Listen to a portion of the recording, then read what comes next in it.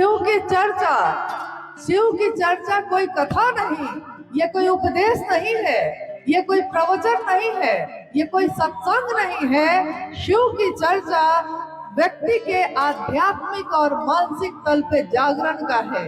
व्यक्ति जग गया, उसके नाम की घोषणा हुई है। आज से अभी से इन्होंने शिव को अपना गुरु बनाया है। और नाम के घोषणा के साथ साथ जैसे ही कोई व्यक्ति ये कहता है, जो आप कह रहे थे थोड़ी देर पहले, जागा जागा महादेव, ये महादेव नहीं सोया है, महादेव तो जगा ही हुआ है। परंतु वो महादेव जो मेरे हृदय में सोया है, मेरे मन में सोया है। दीदी नीलमानंद जी ने कहा, शिव तुम जागो, शिव तुम जो मेरे हृदय में हो लेकिन सो गए हो, इसलिए हम मूल मानवीय गुण को भी भूल गए हैं। मूल मानवीय गुण एक इंसान का गुण, एक इंसान का गुण होता है प्रेम, सहानुभूति, करुणा, ममता। किसी इंसान का ये गुण नहीं होता कि वो किसी से नफरत करे, ये इंसान का गुण नहीं कि वो किसी से जलन करे, ये इंसान का गुण नहीं कि वो किसी की हत्या कर दे। इंसान का गुण है कि किसी के प्राण को वो बचा ले। इंसान का गुण है कि किसी सोते हुए को कंबल ओढ़ा दे। इंसान का गुण है कि किसी भूखे को भोजन करा दे, किसी को कपड़ा नहीं है तो कपड़ा दे दे। और कुछ नहीं दे सकता, अगर कपड़ा भी नहीं दे सकते, भोजन भी नहीं दे सकते, तो महादेव तो दे सकते हैं। इंसान का ये गुण है कि जीव शिव होता है, और जब कोई शिव होता है तो वो दूसरों में भी वही बांटता है, शिव ही बांटता है। जो मेरे दिल में होगा वही हम आपको दे सकेंगे। मेरे दिल में अंधेरा है तो हम आपको अंधेरा ही देंगे। मेरे दिल में अगर रोशनी है, चिन्मय ज्ञान की रोशनी है, तो हम आपको भी रोशनी ही देंगे। किसी के हाथ में जलता हुआ दिया हो और वो एक अंधेरे घर में प्रवेश करे, तो उस अंधेरे घर में भी उस दिए से रोशनी हो। मेरे हाथों में अगर रोशनी है तो हम आपके घर में भी रोशनी लेकर जाएंगे। मेरे दिल में अगर महादेव धड़केंगे तो हम आपके दिल में भी महादेव को ही धड़काएंगे। हम अपने घर को साफ सुथरा कर लेते हैं। हम अपने लौकिक घर को, जो छोटे छोटे घर है हमारे, हम उसकी सफाई करते हैं, सुगंधित स्प्रे कर लेते हैं। सुगंध ही सुगंध है घर में। परंतु मेरे घर में अगर सुगंध है और पूरा परिवेश बाहर का गंदा है, कचरे से भरा हुआ है, तो याद रखिएगा कि घर में सुगंध छिड़कने से सुगंध नहीं आती जब तक कि परिवेश भी सुंदर ना हो। और जिस तरह मेरा घर सुंदर हो जाए, मेरे घर में शिव का वास हो जाए, हमारी कोशिश होनी चाहिए कि परिवेश भी सुंदर हो, ये दुनिया भी सुंदर हो। शिव मेरे हो तो दुनिया के भी हो जाए। इसीलिए साहब ने कहा, शिव जन जन के गुरु है। शिव किसके हैं? एक व्यक्ति के नहीं है, एक परिवार के नहीं है। शिव जन जन के हैं, हर व्यक्ति के हैं। हर व्यक्ति में शिव बनने की पात्रता है। यहाँ लौकिक जगत में हम अमीर हो सकते हैं, गरीब हो सकते हैं। लौकिक जगत में कोई पदाधिकारी हो सकता है, कोई खेती करने वाला किसान हो सकता है, परंतु शिव की दुनिया में सब एक है। दरबार में सच्चे शिव गुरु के दुख दर्द मिटाए जाते हैं। सदियों से सताए लोग यहाँ सीने से लगाए जाते हैं। ये सदियों से सताए लोग, जो कोई भी जाति के हो, कोई भी धर्म के हो, किसी भी संप्रदाय के हो, लेकिन महादेव उनको सीने से लगाते हैं। चाहे देवता हो, चाहे राक्षस हो, महादेव के सामने जो झुक के जाता है, चाहे वो जहरीला सांप भी हो, लेकिन अगर उड़ के बल जाता है, सीने के बल जाता है, तो महादेव उसको सीने से लगाते हैं। महादेव उसको अपने गले का हार बनाते हैं। हम चाहे अच्छे हो, हम चाहे बुरे हो, मैं भला हूँ कि बुरा हूँ, महादेव मेरी लाज रखना, मेरी लाज तू ही रखना। तेरे नाम से जानता है, ये कौन किसके नाम से जानता है? आज अगर हम और आप यहाँ इकट्ठे हुए हैं, कोई भी अगर अरवल में आया है और महादेव की बात के लिए आया है, तो वो किसके नाम से आया है? वो महादेव के नाम से आया है। मुझे जानता है गुरुवर तेरे नाम से जमाना, महादेव के नाम से ही जमाना जानता है। अगर महादेव का नाम न होता तो जमाना नहीं जानता। जमाने में तो हम पहले भी थे, मगर महादेव के सामने समर्पण किया किसी ने, महादेव के सामने झुक गया कोई, तो वो महादेव का हो जाता है। और जब वो महादेव का हो जाता है, जब ये दिल किसी के प्रेम में डूबता है, तब कोई मंसूर सूली पे चढ़ता है, तब कोई मीरा गली गली महादेव के गुण गाने निकलती है। वो तो लागी लगन, मीरा हो गई मगन, वो तो गली गली हरि गुण गाने लगी। जब कोई मीरा होती है, प्रेम में डूबती है, कोई गुरु मिलता है रैदास, उसके हृदय में छिपे हुए प्रेम को प्रकट कर देता है, तब वो मीरा चुप नहीं बैठती, वो महलों में नहीं सोती, वो गली गली हरि के गुण गाने लगती है और महलों में पली बन के जोगन चली। जैसा हमारी माँ नीलम आनंद चलने लगी, महलों में पली, एक राज परिवार की बेटी, एक डिप्टी कलेक्टर की पत्नी, और जिनके घर में, ससुराल मायके में हर जगह वैभव और ऐश्वर्य बिखरा हो, वो साहब हरिंद्रानंद जी के साथ, शिव के शिष्य के साथ कदम से कदम मिलाकर घर घर जाने लगी, खेतों में जाने लगी, ट्रैक्टर पे बैठकर जहाँ रास्ते ना हो उन रास्तों पे भी कीचड़ से लिपट के भी वो अपने महादेव का संदेश पहुंचाने लगी। क्योंकि ऐसी लागी लगन, क्योंकि महलों में पली थी लेकिन बन के आज जोगन। जोगन कौन होती है? जो शिव के प्रेम में डूब जाए, जो ईश्वर के प्रेम में डूब जाए, उसके मन को फिर धैर्य नहीं होता, वो फिर घर में बैठ नहीं पाती, उसके मुंह से निकलता ही रहता है महादेव महादेव। और महादेव ये कौन है? महादेव किस महादेव की बात हो रही है? किस महादेव के गुरु स्वरूप की बात हो रही है? वही शिव जो भारत भूमि के कण कण में है, पूरे विश्व जिसकी इच्छा का प्रतिफल है, कण कण में महादेव है और कंकर कंकर में शंकर है। उस धरती के रहने वाले हम लोग शिव को भूल जाएंगे तो नहीं चलेगा। महादेव मुझको याद रहे, महादेव मेरे अपने बने रह जाएं। जिस तरह मेरा बेटा है, जिस तरह मेरा पति है, जिस तरह मेरे माता पिता है, हम अपनों का सौदा नहीं करते। जिसको हम अपना बना लेते हैं फिर उसको बदलते नहीं, जो मेरा है वही मेरा रहता है। इसीलिए भारत के रहने वाले लोग अपना भगवान नहीं बदलते, वो अपना गुरु नहीं बदलते, अपना कर्तव्य का पथ नहीं बदलते। ये रास्ता है शिव शिष्यता का। शिव की शिष्यता के राजमार्ग पे आज दुनिया के सारे लोग चल रहे हैं और उनकी मंजिल एक ही है और एक ही रहेगी हमेशा। मंजिल है भगवान शिव स्वयं। स्वयं भगवान शिव ही हमारी मंजिल है। रास्ते पे बहुत लोग मिलेंगे, लुभाएंगे, भटकाएंगे।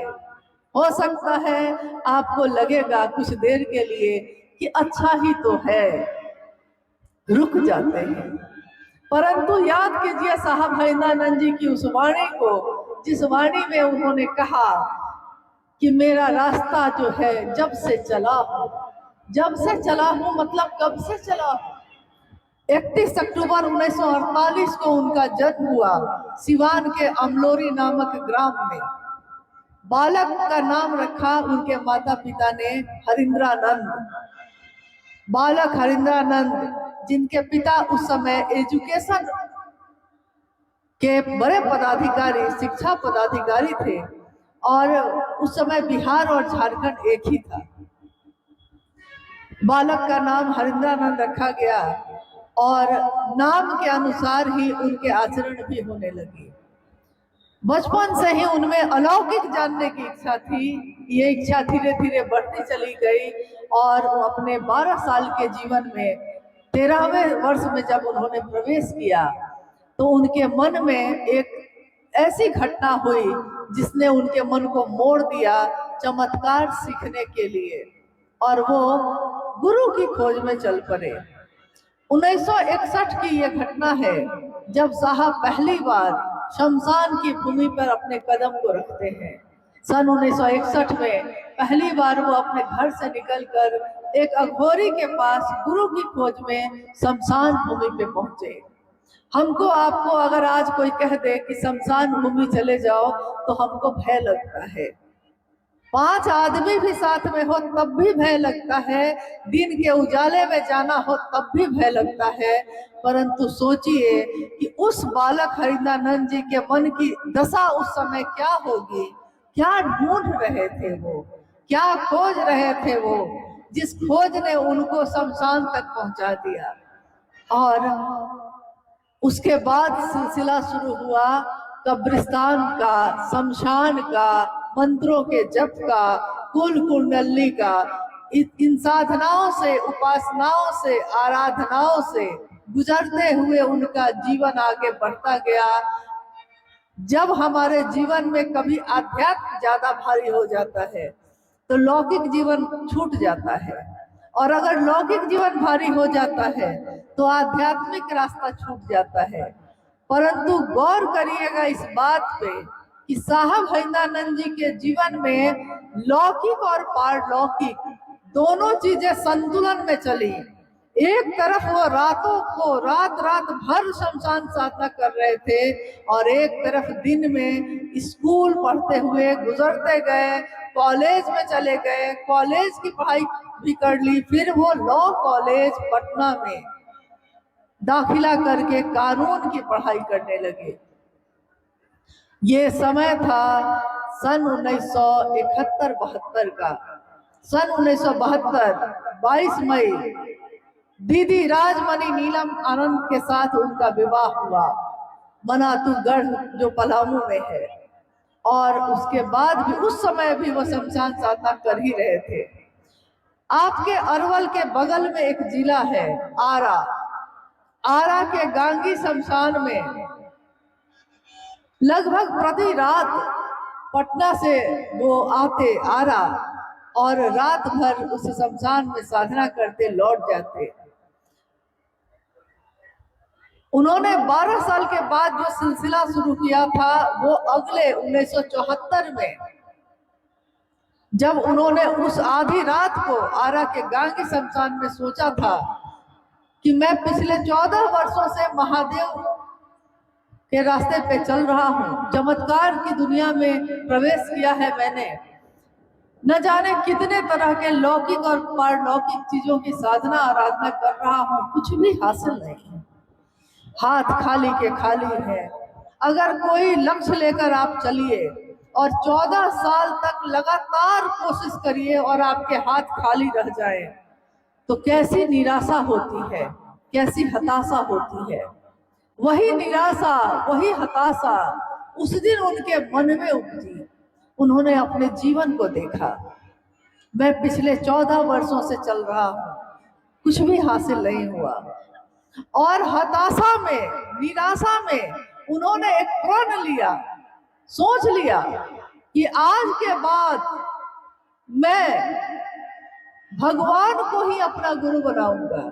अभी तक उन्होंने शरीरधारी लोगों को अपना गुरु बनाया था, लेकिन उस दिन एक घटना जो उस समय घटित हुई है, आधी रात को आरा के गांगी शमशान में साहब के मन में एक मंत्र ने, जो प्रतिदिन हमारे घर परिवार में, मंदिरों में ये मंत्र पढ़े जाते हैं, लोग सुनते हैं, सुनाते हैं, लेकिन सबके मन पे वो असर नहीं होता जो असर उस दिन साहब हरिंद्रानंद जी के मन में हुआ। उनके मन में अचानक, देखिए मन अदृश्य है, मन दिखाई नहीं देता, लेकिन ये मन ही हमारे पूरे जीवन को चलाता है। मन ही सुख और दुख लेता है, मन ही पराया और अपना समझता है। उस दिन उनके मन में एक श्लोक गूंज उठा। श्लोक था, गुरुर ब्रह्मा गुरुर विष्णु गुरुर्देव महेश्वर, गुरु साक्षात पर ब्रह्मा तस्मै श्री गुरुवे नमः।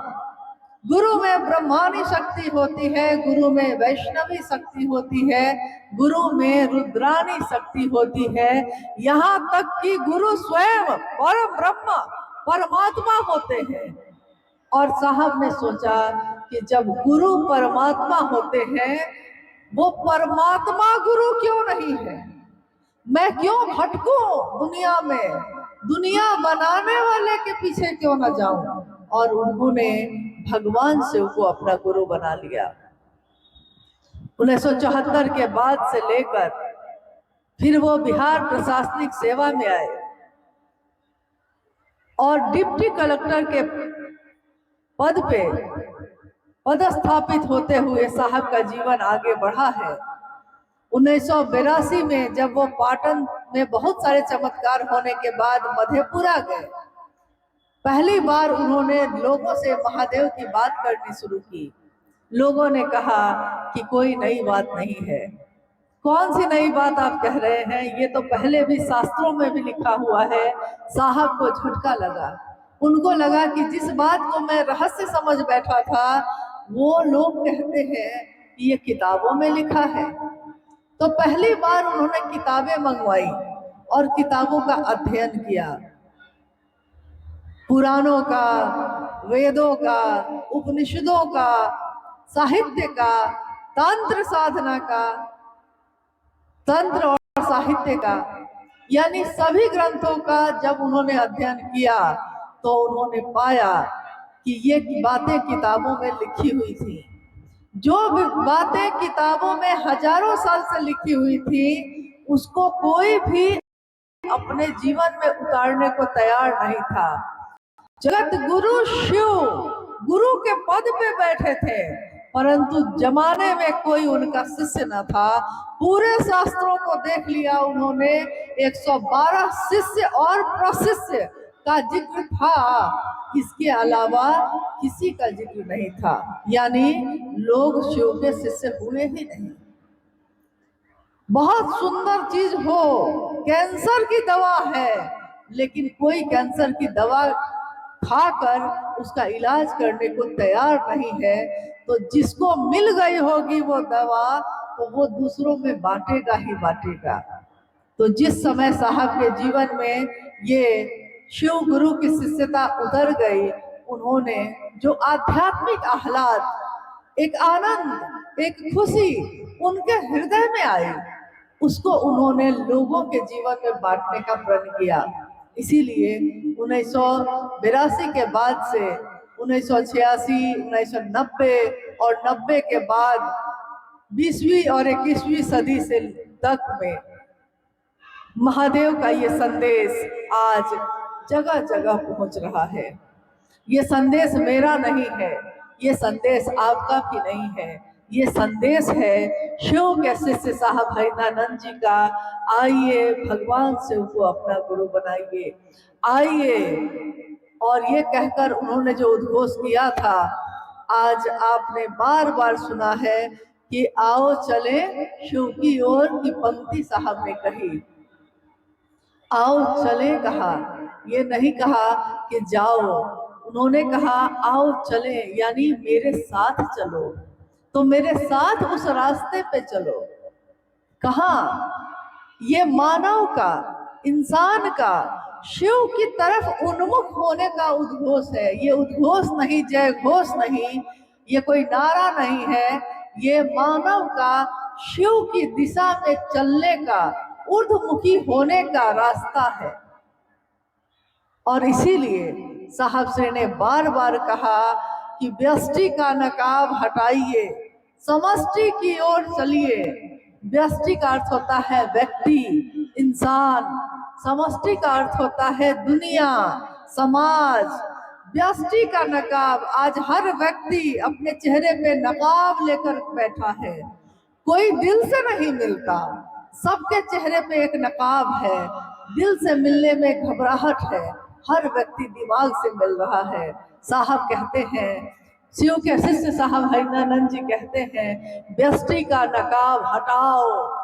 जो तुमने आवरण चढ़ा रखे हैं अपने अपने चेहरे पे, अपने मन पे, उस व्यष्टि को हटाओ, उस नकाब को हटाओ और दिल में महादेव की शिष्यता लेकर समाज में उतरो। समाज को महादेव से जोड़ो, शिव से जोड़ो। अगर ये दुनिया शिव के साथ जुड़ेगी, अगर दुनिया के लोग महादेव के साथ जुड़ेंगे, तो साहब कहते हैं कि मैं नहीं जानता कि शिव के बिना ये दुनिया कैसी होगी, इस दुनिया की दशा और दिशा कैसी होगी, परंतु यह मैं जानता हूँ कि शिव के साथ, शिव के सानिध्य में ये मानवता सबल होगी, सुगंधित होगी, सुवासित होगी। अस्तु, आओ चले शिव की ओर। इसलिए हम सभी का ये धर्म है, ये कर्तव्य है, एक शिव शिष्यता का भाव है कि हम सबको चलना है अपने महादेव की तरफ। रास्ते में लोग मिलते हैं, गले से लगाते चलिए, शिव को देते चलिए, लेकिन रुकिए मत, चलते चलिए। मंजिल दूर है और मंजिल अभी पानी बाकी है। आज का ये शिव गुरु महोत्सव जो यहाँ के सभी गुरु भाई गुरु बहनों ने अथक परिश्रम के साथ आयोजित किया है, उसमें आप सब बैठे हैं, हम सब भी आए हैं।